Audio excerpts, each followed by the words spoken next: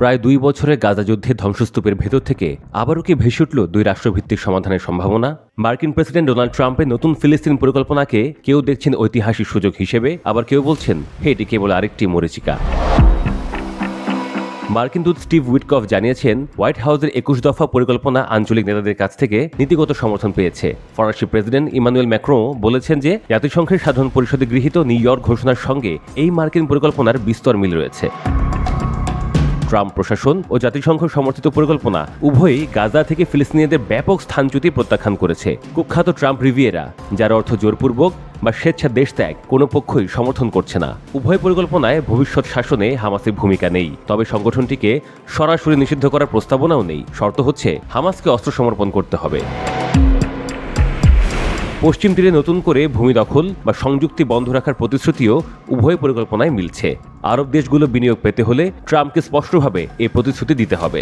সবচেয়ে আলোচিত প্রস্তাব হচ্ছে গাজা একটি আন্তর্জাতিক অন্তর্বর্তীকালীন কর্তৃপক্ষ গঠন। ধারণা করা হচ্ছে সাবেক ব্রিটিশ প্রধানমন্ত্রী টনি ব্লেয়ারকে এই কর্তৃপক্ষের প্রধান করা হতে পারে। তিনি 5 বছর মেয়াদে গাজার প্রশাসনিক ও আইনগত দায়িত্ব সামলাবেন।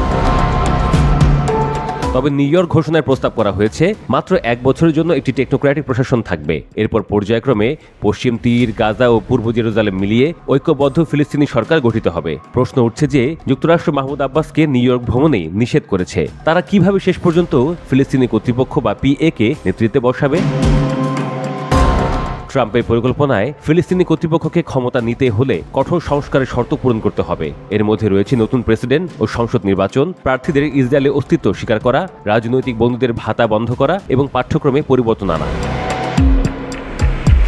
জাতিসংঘ পরিকল্পনায় ফিলিস্তিন পুনর্গঠনে ত্রাণ সংস্থা ইউএনআরডব্লিউ এর কেন্দ্রীয় ভূমিকা থাকলেও যুক্তরাষ্ট্র ও ইসরায়েল বহুদিন ধরে সংস্থাটিকে ভেঙে দেওয়ার চেষ্টা করছে। এর পরিবর্তে ফিলিস্তিনি কর্তৃপক্ষকে দায়িত্ব দেওয়ার প্রস্তাবও আলোচনায় আছে। এছাড়া পশ্চিম তীরের এরিয়া সি-তে ইসরায়েলি আইন প্রয়োগের সম্ভাবনা নিয়ে বিতর্ক চলছে।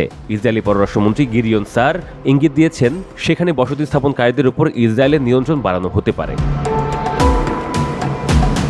উভয় পরিকল্পনাতেই আন্তর্জাতিক শান্তিরক্ষী বাহিনী নিয়োগের কথা বলা হয়েছে। প্রাথমিকভাবে বাহিনী মিশর ইসরায়েল সীমান্তে মোতায়েন থাকবে এবং ধাপে ধাপে গাজায় প্রবেশ করবে।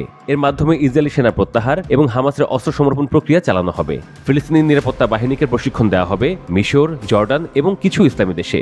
ইসরায়েলের প্রধানমন্ত্রী বেনিয়ামিন নেতানিয়াহু এতদিন ধরে বলেছেন কোনো ফিলিস্তিনি রাষ্ট্র তিনি মেনে নেবেন না, কিন্তু যুদ্ধোত্তর গাজার ভবিষ্যৎ নিয়ে এখনও কোনো স্পষ্ট রূপরেখা তিনি দেননি।